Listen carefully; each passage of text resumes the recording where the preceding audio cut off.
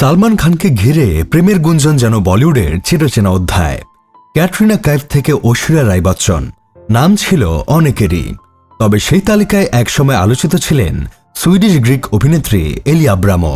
সম্প্রতি ইউটিউবার আশিস চঞ্চলানির সঙ্গে প্রেমের ঘোষণা দেওয়ায় তার পূর্ণ গুঞ্জন নিয়ে আবারও আলোচনা শুরু হয়েছে। 2013 সালে বিগ বস সিজন 7-এ প্রতিযোগী হিসেবে অংশ নেন এলি। শোটির হোস্ট ছিলেন সালমান খান। তখন থেকে বলিপাড়ায় গুঞ্জন। সালমানের সঙ্গে ঘনিষ্ঠতা থেকেই এলির বলিউডে প্রবেশ। পরবর্তীতে সালমানের বেশ কিছু ব্যক্তিগত অনুষ্ঠানে এলিকে দেখা গেলে গুজবে আরও জোর পায়। তবে এবার সেই গুঞ্জনে নিজেই জবাব দিয়েছেন এলি আব্রাম। বলেন, আমি এসব নিয়ে মাথা ঘামাই না, ওসব রটনায় আমার হাসি পায়। আমি কোনোদিন এসব গুজবে প্রতিক্রিয়া দেইনি।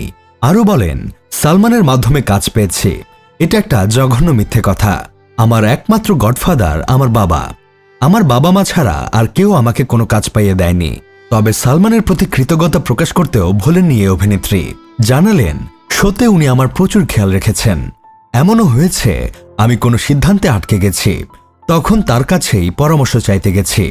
গুঞ্জনের জবাব স্পষ্ট হলেও সালমান ও এলেকে ঘিরে বলিউডের চর্চা যে এখানেই থেমে যাবে তা বলা যাচ্ছে না।